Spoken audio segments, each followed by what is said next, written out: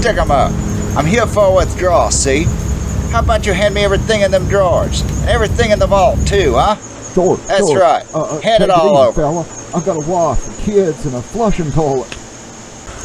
Yeah, that's what I thought. Now you mugs give me a 5-minute head start before you go blabbing it to the cops, huh?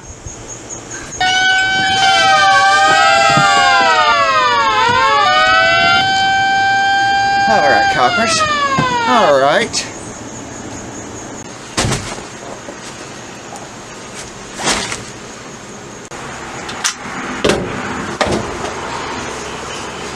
Yeah. All right, coppers. All right. Let's get this started, you dumb flatfoots.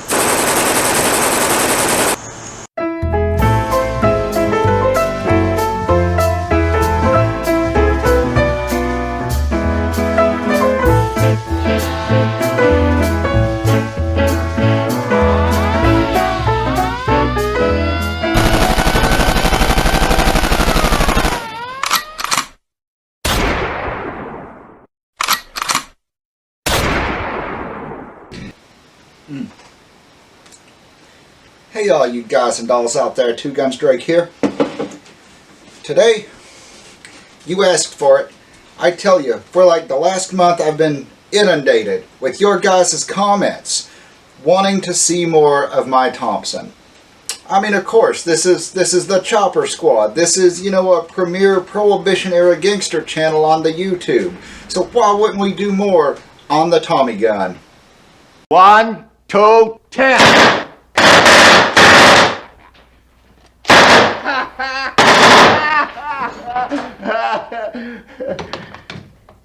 Keep the change, you filthy animal.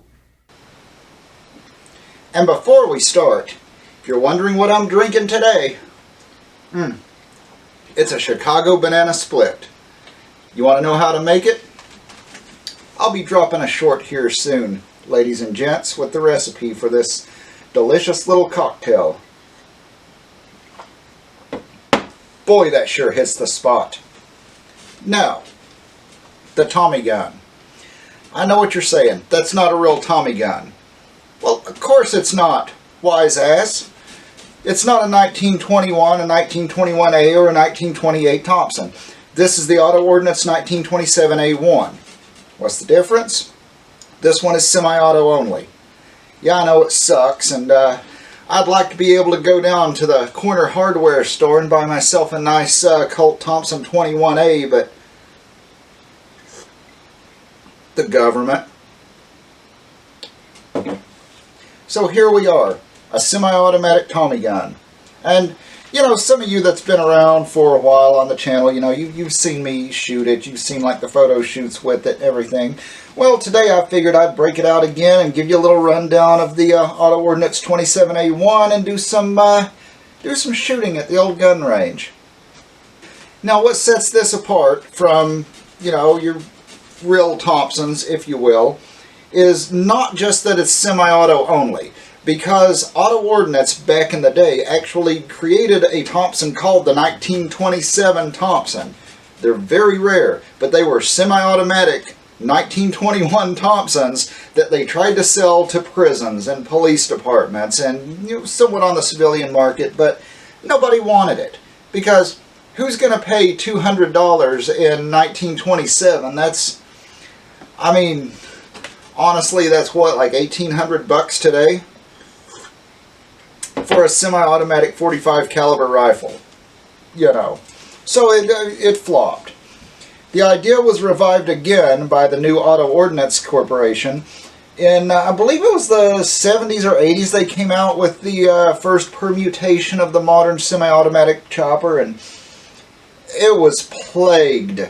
It was plagued with problems, and the reason being is that the government would not allow them to build an open bolt Thompson like the originals. So they had to go back and reconfigure the internals a little bit to make it semi-auto only. It had to be closed bolt. They also Well, let's be honest. Those like this one they're built completely different on the inside than a regular Thompson. Namely, you know, the dual springs and all that. We'll get into that. But the earlier models were plagued with problems, and I know some of you guys may have gotten a hold of one, a friend of a friend, whatever. You know, Uncle Bob had one, and yeah, they were absolute garbage. Then the second gen came out, I believe, don't quote me on that, I think it was like in the 90s, another company started, yeah, it was junk. Those jammed a lot, they stovepiped rounds, they wouldn't feed reliably, they had problems, right? This is, I mean, I call it the third gen Thompsons. This is the Auto Ordinance Corporation, as it is owned by Firearms today. And if you know anything about the gun world, Firearms is owned by the Moonies. And I guess if you belong to a religious organization, church thing that literally entails bringing your guns into church to have them blessed for a fight against evil, you're going to build decent guns. I say that because, you know, these are good. And I know some people's gotten a hold of the new gen and said they've gotten a hold of that. They didn't work. They had to tweak. Well, just about any gun you buy, when you take it out of the box brand spanking new, there is a break-in period. Okay? Kimbers have a break-in period of what, 500 rounds? You know, and that's a high dollar, 1911. So yeah, they have a break-in period. In fact, this one was like the action was incredibly stiff and difficult on it, and the magazine release, the Incredible Hulk would have had issues disengaging the magazine when I first got this, but I've put 500 rounds through Josephine here, and I've named her Josephine. I've put 500 rounds or better through Josephine in so far. Not a single failure to feed. Not a single stovepipe. Not a single failure to eject or extract. No torn rims. You know, no over-penetration of the firing pin through the primer. I know that's a little bit of an issue with some of them. Nothing. It's run like a Singer sewing machine. And that's what you want out of a good chopper. It's got to run like a Singer sewing machine. And, I mean, maybe I was blessed with the best one of the entire run. I don't know. Like I said, I've had guys tell me they had problems out of their, you know, modern Thompsons. Not me. I tell them, take it, break it down, clean it, oil it up really good, get it good and lubricated. They like to run wet. Put about 500 rounds through it, not with the drum initially, run sticks, and it'll open up, it'll spread its wings, and you will have a good Thompson. Now, speaking of drums, you notice what I got in here. What is more iconic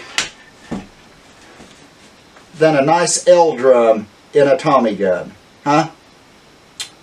Thing is, these don't always feed reliably.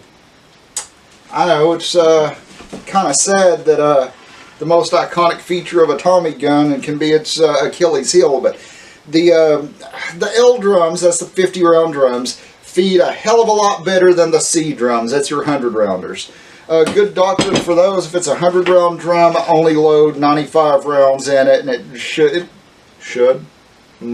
could feed fairly reliably. This drum, it's tuned for this gun. And that's another thing with the drums. You gotta tune them just right. Figure out how many clicks you gotta rotate it when you're winding it. Some it's 9, 10, 11. Figure out how many times you gotta turn it to get it to work right. Sometimes you gotta adjust the feed lips a little bit on it. Tune the drum for the Thompson. It'll run.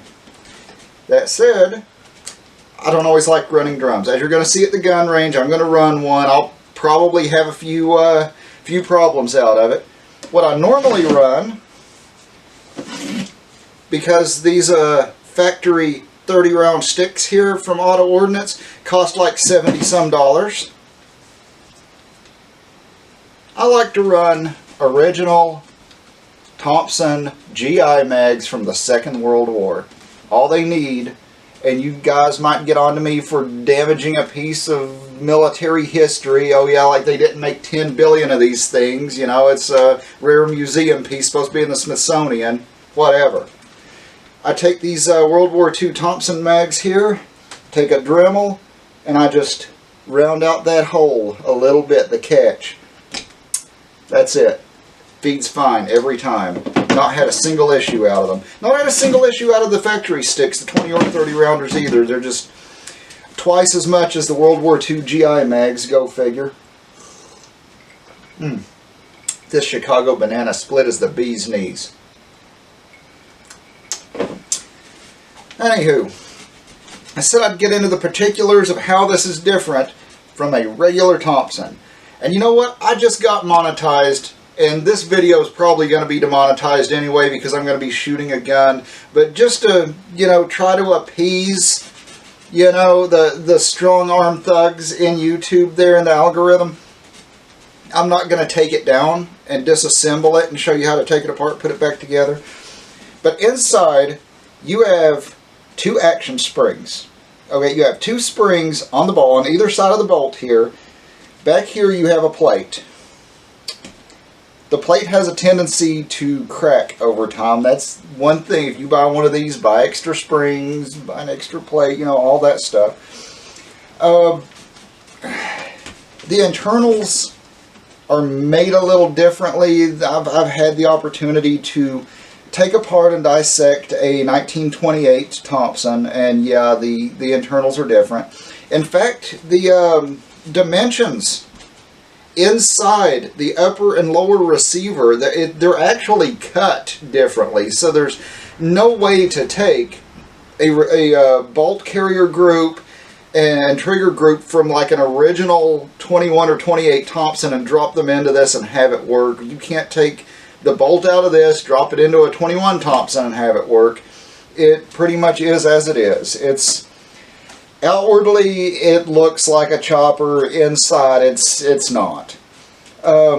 Similar but different.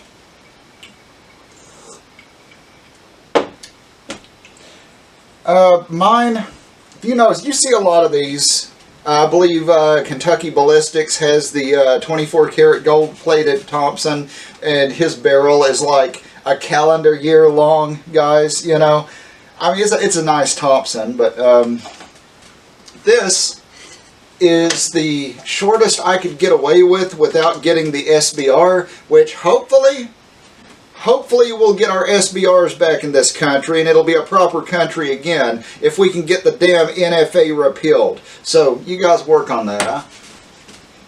Now this one looks a little more, you know, choppery as a shorter barrel. In fact, this is the shortest barrel that you can have without it being an SBR. This is the 14.5 barrel, 14.5 inches, with a pinned and welded cuts compensator at the end, making it 16 1/4 overall, which is, you know, a 1/4 inch above SBR. Still, it's not as short as I would like it. I want the SBR. I'm kind of waiting to see if the NFA, if the SBR thing, if it all gets repealed. If it does, you know what I'm going to be buying. Let's be honest. And if they repeal the NFA, we'll be able to get machine guns again. Hey, Auto Ordinance, I have an idea about what you could start making if they get rid of that ridiculous unconstitutional law, huh? Yeah.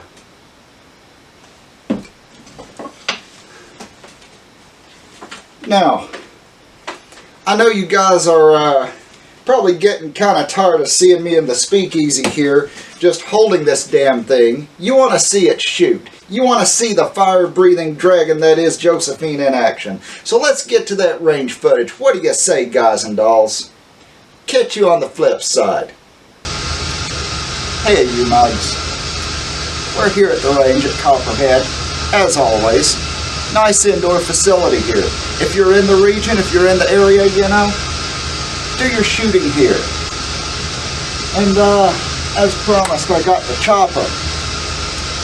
And today I'm gonna play around with the old L drum a little bit and see how well it feeds or not. So I got a target set up about 21 feet. And these drums are finicky anyway, so let's see how well it does, huh? Now, I've said it before, I'm not a huge fan of using drums, but let's see if I got this one tuned. It's about 21 feet.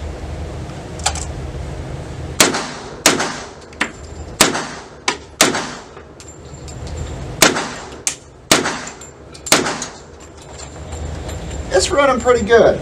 I gave it the full 11 clicks, you know, but like I said, I've worked with this one a little bit. Individual mileages may vary. If you get a drum for one of these Auto Ordinance Thompsons, you just gotta kind of tune the drum the way you would tune a carburetor on an old muscle car, you know. Let's do a Mozambique, huh? Not bad.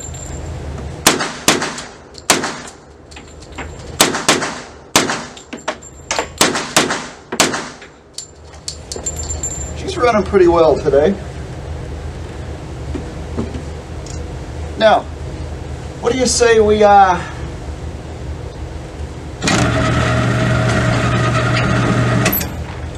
do something at about you know, St. Valentine's Day Massacre range? Use it the way they used them back in the day, you know.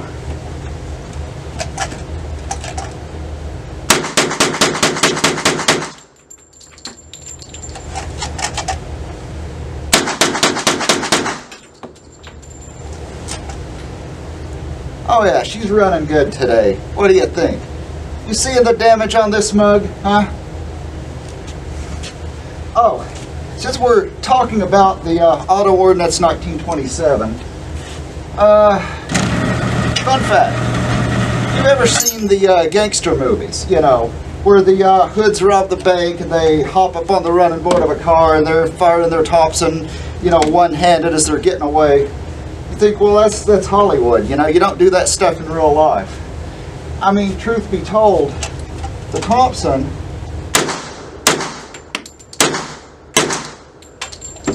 has no recoil, due in part to its weight and to the cuts compensator. This weapon shoots like a .22 despite the fact that it's firing 45 ACP. So it is entirely possible to fire it one-handed. Isn't that kind of neat? I'd like to see somebody try to do that with a modern SMG or a modern pistol caliber carbine, you know. And yes, you can do it rapid fire. You can fire one of these one-handed.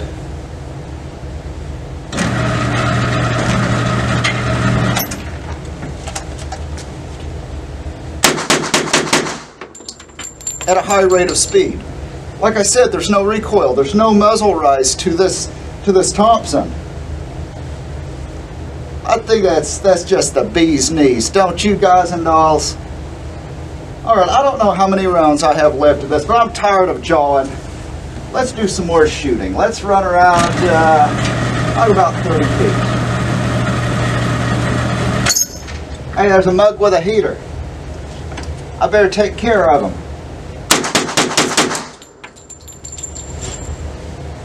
Not bad.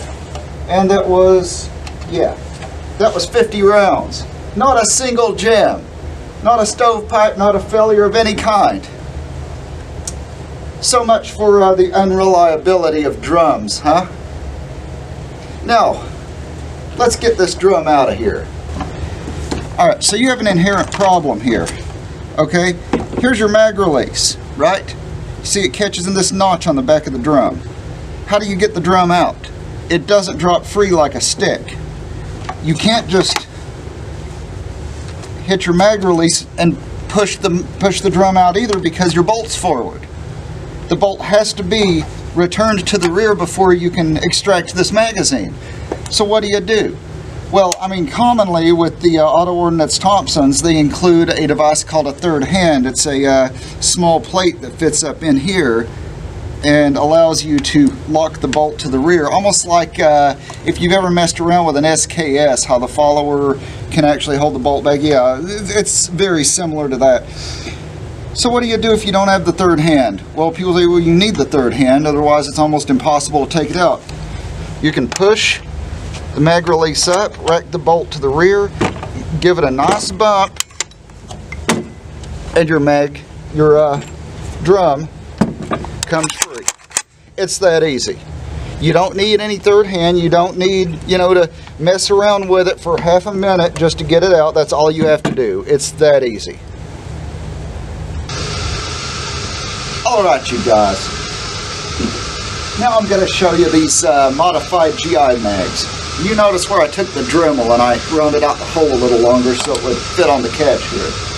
This is a 70 to 75 year old magazine made for the original Thompsons, right? So I mean look at it. The pitting. The bluing's worn off of it. This thing's ancient. This thing's older than your grandma. So let's see how it works.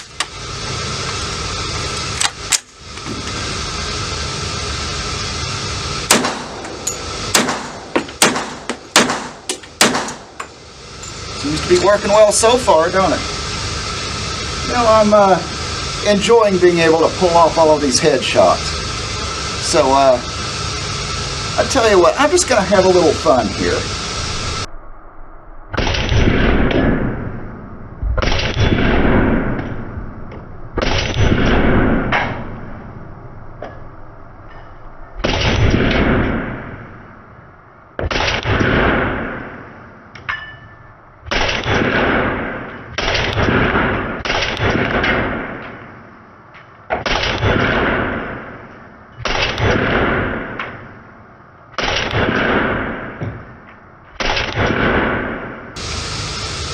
Okay, I kind of fell apart a little bit when I had it out there at 20 yards and I was doing a little rapid fire. I was aiming for this ring here in the head and I got some 1, 2, 3, I'll count 4, 5, 6. I got 6 outside the circle I was aiming for at 20 yards.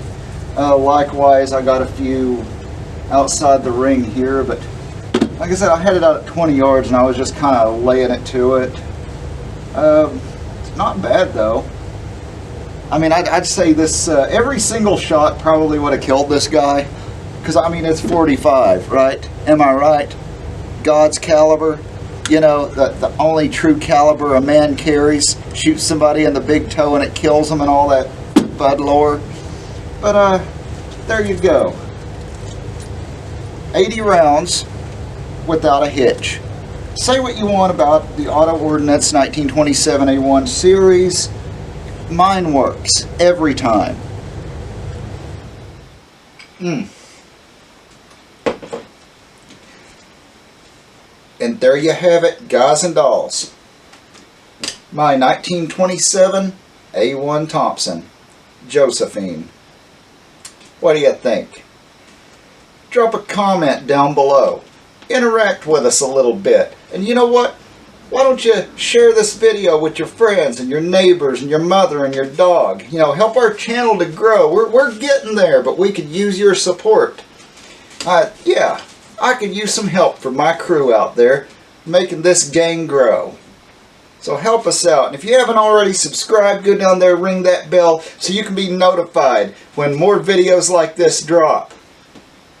And while you're at it, tell us what you'd like to see next. More choppers, more pistols, more shotguns, maybe more mixology videos, huh? So until next time, you mugs, so long and good night.